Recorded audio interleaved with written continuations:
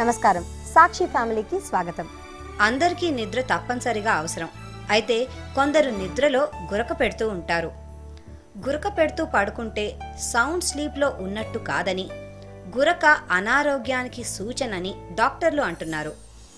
గురకకి సంబంధించిన పూర్తి ట్రీట్మెంట్ వివరాలు ఇవాళ మనకి అందించడానికి మనతో ఉన్నారు డాక్టర్ విజయ్ కుమార్ గారు. నమస్కారం అండి డాక్టర్ గారు. నమస్తే అండి. డాక్టర్ గారు, గురక అనేది చాలా కామన్ విషయంగా మనం భావిస్తూ ఉంటాం. అసలు గురక అనేది ఎందుకు పెడతారు పడుకునేటప్పుడు? చాలా మంచి క్వశ్చన్ అడిగారు. అయితే గురక అనేది వెరీ కామన్ అని మీరే చెప్పేశారు. At the same time most neglected thing కూడా one of the symptom is గురక. ఎప్పుడైతే వాళ్ళకి సమ్వన్ ఒక హెల్త్ స్పెషలిస్టో లేకపోతే ఎక్కడో పేపర్లో ఆర్టికల్ చదివితే కానీ వాళ్ళకి ఇది గురక వల్ల కూడా ప్రాబ్లం వస్తుందనే విషయం తెలియదు, గుర్తించడం లేదు. So we need to bring awareness regarding snoring. Okay. And గురక ఎందుకు పెడతారు? బేసికలీ మనకు స్లీప్లో 2 phases ఉంటాయండి. ఒకటి ఎన్ఆర్ఈఎం ఫేజ్ అంటారు, ఇంకొకటి ఆర్ఈఎం ఫేజ్ అంటారు. ఎప్పుడైతే ఎన్ఆర్ఈఎం ఫేజ్ అనేది స్టార్టింగ్ టైంలో స్టార్ట్ అవుతుంది అనమాట. నిద్రపోయిన వెంటనే ఎన్ఆర్ఈఎంతో స్టార్ట్ అవుతుంది, ఫాలోడ్ బై ఆర్ఈఎం వస్తుంది, మళ్ళీ ఎన్ఆర్ఈఎం, మళ్ళీ ఆర్ఈఎం అలా వస్తుంది అనమాట.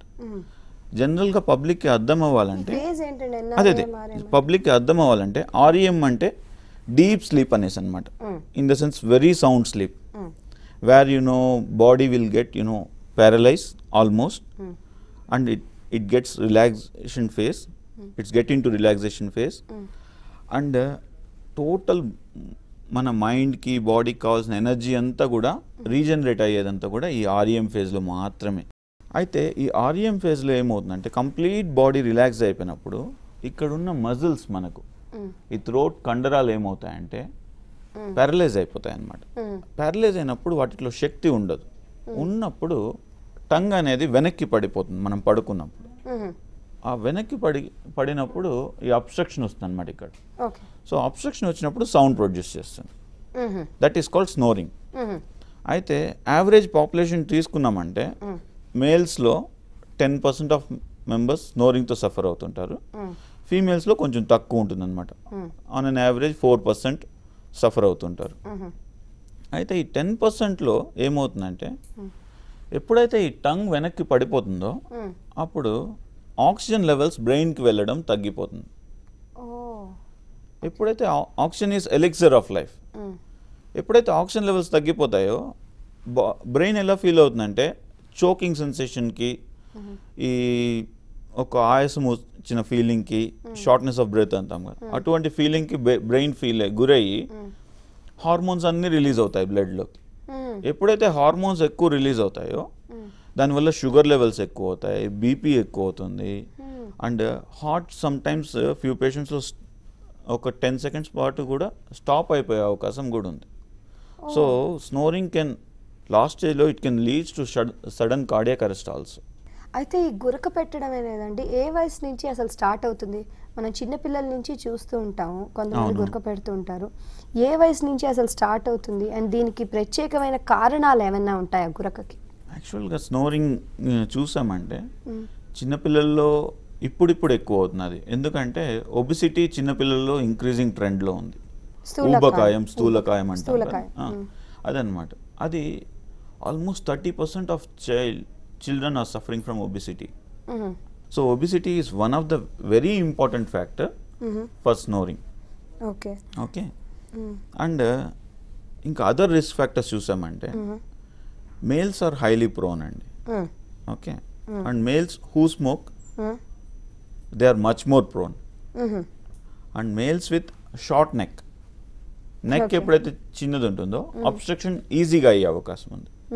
Persons or patients suffering from diabetes, hypertension, cardiac problems and brain related problems like stroke ఉన్న పేషెంట్, ఇటువంటి వాళ్ళకి హై రిస్క్ ఉంటుంది అనమాట. And in vice versa those who suffer from snoring they can leads to these patients are more prone for diabetes, hypertension, heart problems and brain related problems. So both are inter related. ఏది దేనికి దాతిస్తుందో మనకు తెలియటం లేదు ఖచ్చితంగా. కానీ మనం both మాత్రం interlink అయితే మాత్రం ఖచ్చితంగా ఉందని స్టడీస్లో ఎస్టాబ్లిష్ అయింది.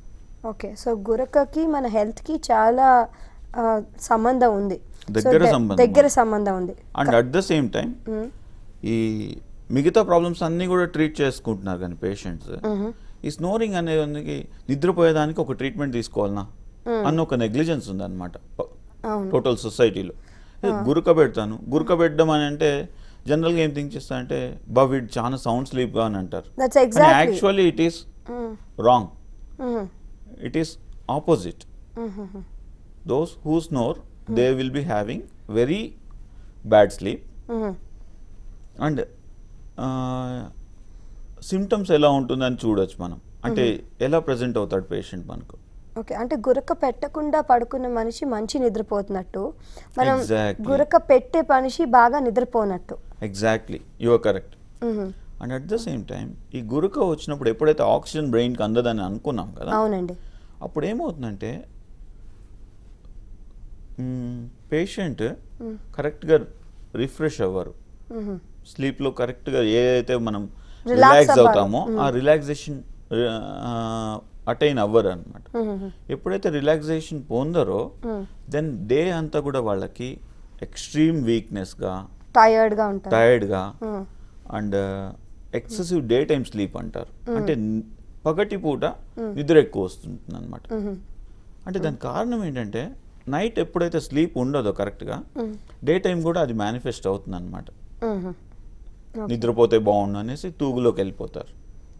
ఓకే, సో ఇంకో విషయం అండి, మరి ఈ గురక పెట్టేవాళ్ళు సాధారణంగా మీరు అన్నట్టు చాలా ఈజీగా తీసుకుంటారు, ఇది ఒక పార్ట్ ఆఫ్ లైఫ్ లాగా తీసుకుంటూ ఉంటారు. అలాంటి వాళ్ళు డాక్టర్ని వెళ్ళి సంప్రదిస్తే వాళ్ళకి ఏమైనా స్పెషల్ చెకప్స్ అవన్నీ చేస్తూ ఉంటారా, లేకపోతే ఖచ్చితంగా లేదు diabetes, hyper tension are heart related problem ఉన్న వాళ్ళే ఎక్కువ గురక పెడతారని మీరు అనుకుంటారు? మాకు వచ్చే పేషెంట్స్ ఎలా ఉంటారంటే యూజువల్లీ క్రాస్ రిఫరల్స్ అనమాట. అంటే డాక్టర్స్ కమ్యూనిటీలో మంచి అవేర్నెస్ ఉంది. అంటే కొందరికి ఓకే ఇతనికి బ్లడ్ ప్రెషర్ ఉంది, 2 మెడికేషన్స్ 3 మెడికేషన్స్ వాడుతున్నప్పటికి కూడా ఇంకా కంట్రోల్ రావటం లేదు, this could be related to snoring. Snoring వల్ల ఇది అవుతూ ఉన్నదనేసి ఫిజిషియన్స్ కానీ, కార్డియాలజిస్ట్ కానీ, పల్మనాలజిస్ట్ కానీ యూజువల్ రెఫర్ చేస్తుంటారు అనమాట. అండ్ ఇన్ పేషెంట్స్ ద్వారా ఎక్కువ పేషెంట్స్ని ఐడెంటిఫై చేస్తున్నాం, ఎందుకంటే సొసైటీలో ఇంకా అవేర్నెస్ లేదు కాబట్టి. మరి గురక పెట్టడం జరుగుతున్నప్పుడు దీన్ని తగ్గించుకునే అవకాశం ఏమైనా ఉందంటారా డాక్టర్ని సంప్రదించి? తప్పకుండా. ఇంతకుముందు మీరు అడిగినప్పుడు ఎలా ఎవాల్యుయేట్ చేయాలనేది చాలా ఇంపార్టెంట్. ఒకటి సిమ్టమ్స్ చూస్తాం, అంటే ఎంత నిద్ర వస్తున్నది ఇతనికి డే టైం. ఓకే, దానికి స్కోరింగ్ అనే ఒక స్కేల్ ఉంటుంది అన్నమాట, ఎప్వర్త్ స్లీపీనెస్ స్కోర్ అంటారు అనమాట. ఆ స్కోరింగ్ స్కేల్లో పెట్టి చూస్తాం అనమాట, హై లెవెల్ ఉందా, లో లెవెల్ ఉందా. దాంతోనే మోస్ట్ ఆఫ్ ద టైం మాకు జడ్జిమెంట్ వచ్చేస్తుంది అనమాట, oh this patient is suffering from a serious problem అనేసి. ఓకే, దెన్ ఫాలోడ్ బై మనకి ఎప్పుడు ఆబ్జెక్టివ్ ఎవిడెన్స్ ఉండాలి కాబట్టి పాలిసోమ్నోగ్రామ్ అంటాం. పాలిసోమ్నోగ్రామ్ అంటే స్లీప్ స్టడీ అనమాట. నిద్రపోయేటప్పుడు పేషెంట్కి మనం అనుకున్నట్టుగా ఆక్సిజన్ లెవెల్స్ తగ్గుతున్నాయా లేదా, గురక పెడుతున్నాడా లేదా, పెడితే ఎంత సివియర్గా పెడుతున్నాడు, అది హార్ట్ మీద అఫెక్ట్ అవుతున్నదా లేదా, బ్రెయిన్ మీద అఫెక్ట్ అవుతున్నదా లేదా, మజిల్స్ మీద అఫెక్ట్ అవుతున్నదా లేదా, ఇవన్నీ చేయడాన్ని పాలిసోమ్నోగ్రామ్ అంటారు అనమాట. సో ఒక్కసారి పాలిసోమ్నోగ్రామ్ కంప్లీట్ అయింది అనుకోండి, దెన్ విల్ డయాగ్నోస్ ఎంత సివియర్ ఉంది అనేసి అనమాట. మైల్డ్ ప్రాబ్లమా, మోడరేట్ ప్రాబ్లమా, లేకపోతే సివియర్ ప్రాబ్లమా. దానికి స్కోరింగ్ ఒకటి ఉంటుంది, ఆప్నియా హైపోప్నియా ఇండెక్స్ అంటారు అనమాట.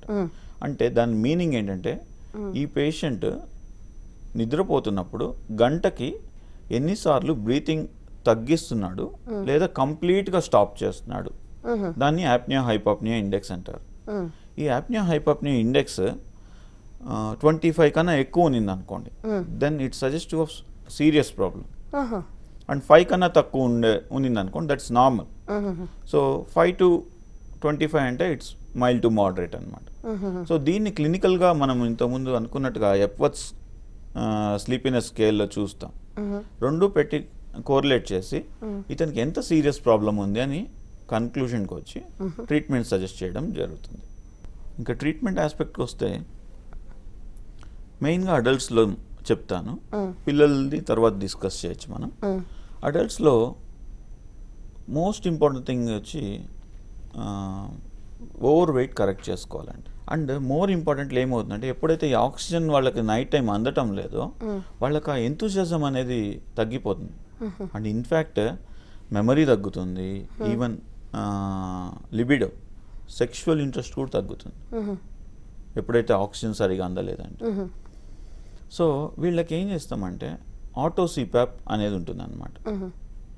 ఆటో సిపాప్ అనేది ఒక చిన్న మాస్క్ లాంటిది, పక్కన దాని ఒక చిన్న మిషన్కి కనెక్ట్ అయి ఉంటుంది అన్నమాట. ఆ మిషన్కి కనెక్ట్ అయినప్పుడు దాన్ని పెట్టుకొని మనం నిద్రపోవాల్సిన అవసరం ఉంటుంది. ఓకే, పెట్టుకొని నిద్రపోయినప్పుడు ఎప్పుడైతే ఈ అబ్స్ట్రక్షన్ వస్తుందో ఆ అబ్స్ట్రక్షన్ని ఓవర్కమ్ చేస్తుంది అనమాట. ఈ అబ్స్ట్రక్షన్ ఎప్పుడైతే టంగ్ వెనక్కి పడిపోతుందో ఆ టంగ్ని లిఫ్ట్ చేసి ఆక్సిజన్ మళ్ళీ లంగ్స్కి అందించే బాధ్యత ఆ మిషన్ చూసుకుంటుంది. Okay okay, that's the one modality of treatment. And ఎప్పుడైతే ఈ మొడాలిటీ ఆఫ్ ట్రీట్మెంట్ని స్టార్ట్ చేస్తాడు patient, then patient will get good quality of sleep and ఆటోమేటిక్గా ఎంతూజియాజం అండ్ ఎనర్జీ లెవెల్స్ పెరుగుతాయి. డే టైం పర్ఫార్మెన్స్ లెవెల్స్ పెరిగినప్పుడు ఆటోమేటిక్గా he starts working out for weight reduction. Okay, so లావుగా ఉండడం కూడా దీనికి ఒక ప్రధానమైన కారణం అంటారు. One of the most important కారణం అది. ఇప్పుడు తీసుకుందాం సాక్షి ఫ్యామిలీలో ఓ స్వల్ప విరామం.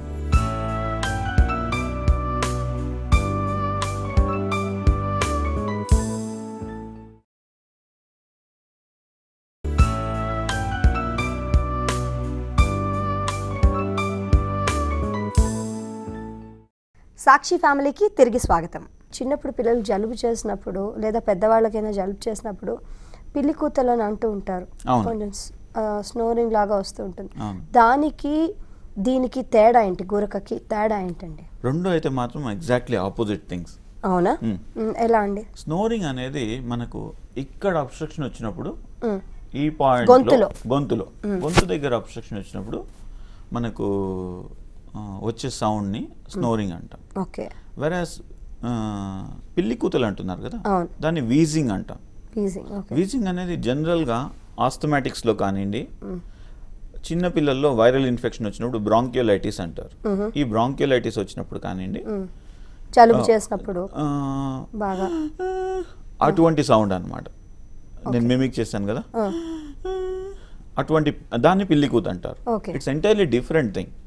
అండ్ ప్రిడామినెంట్గా ఆస్థమాటిక్స్ చిన్నపిల్లల్లో వైరల్ ఇన్ఫెక్షన్, లంగ్ ఇన్ఫెక్షన్ వచ్చినప్పుడు, అండ్ స్మోకింగ్ హ్యాబిట్ ఉన్న వాళ్ళలో వచ్చే అవకాశం ఉంది. అది వీజింగ్. సో ట్రీట్మెంట్ తీసుకున్న తర్వాత ఎలాంటి ఫలితాలు ఉంటాయండి? ఫస్ట్ అండ్ ఇంపార్టెంట్ థింగ్ ఏంటంటే ఈ స్నోరింగ్ ఉన్న వాళ్ళు ఏం చేస్తారంటే సొసైటీకి కొద్దిగా దూరం అవుతారు. ఎందుకంటే ఏదైనా ఫంక్షన్కి వెళ్తారు, లైక్ ట్రైన్లో ట్రావెల్ చేయాల్సి వస్తుంది, ఫ్లైట్లో ట్రావెల్ చేయాల్సి వస్తుంది. స్నోరింగ్ వల్ల ఏమంటే వాళ్ళకి ఒక రకమైన సార్ట్ ఆఫ్ డిప్రెషన్ ఉంటుంది. నేను పడుకుంటే నిద్రపోతే గురక వస్తుంది, పక్కన వాళ్ళు ఫీల్ అవుతారు, డిస్టర్బ్ అవుతారు. That is a common thing. First and important advantage of getting treated is ఈ స్నోరింగ్ తగ్గుతుంది. ఎప్పుడైతే సిపాప్ మాస్క్ పెట్టుకొని నిద్రపోతామో కంప్లీట్గా స్నోరింగ్ అనేది రాదు. That patient can see from day one మనకు ఆ రెస్పాన్స్ ఉంటుంది. సో ఆ సొసైటల్ ఇన్హిబిషన్స్ అనేది తగ్గిపోతుంది first. Second important thing, oxygen levels maintain అవుతాయి. ఎప్పుడైతే ఆక్సిజన్ లెవెల్స్ నార్మల్గా మెయింటైన్ అవుతాయో ఓవర్ 2 to 3 months రెగ్యులర్గా వాడడం స్టార్ట్ చేస్తే, ఎవరికైతే బ్లడ్ ప్రెషర్కి 2 medicines, 3 medicines, 4 medicines అవసరం అవుతున్నాయో వాళ్ళకి బీపీ స్టెబిలైజ్ అవుతుంది ఫస్ట్. 3 medicines వాడుతున్నా కానీ కంట్రోల్ రాని బ్లడ్ ప్రెషర్ అది 3 medicinesతో స్టెబిలైజ్ అవుతుంది. ఇన్ డ్యూ కోర్స్ 3 నుండి 2కి కూడా వచ్చే అవకాశం ఉంది. చిన్నప్పటి నుంచి ఒకవేళ స్నోరింగ్ చేస్తుంటే పిల్లలు ఎవరైనా వాళ్ళకి ఇది అలవాటు అనే ఒక చాలా మంది ఈజీగా తీసుకుంటూ ఉంటారు పేరెంట్స్. చిన్నపిల్లల సబ్జెక్ట్కి వచ్చే కొన్ని ఫ్యూ స్పెసిఫిక్ మెన్షన్ చేయాలండి. చెప్పండి. టాన్సిల్స్ అని వింటుంటారు, టాన్సిల్స్ కానీ అడినాయిడ్స్ కానీ అనేసి, అంటే రికరెంట్గా ఇక్కడ ఇన్ఫెక్షన్ వస్తుంటుంది, థ్రోట్ ఇన్ఫెక్షన్ వస్తుంటుంది అనమాట.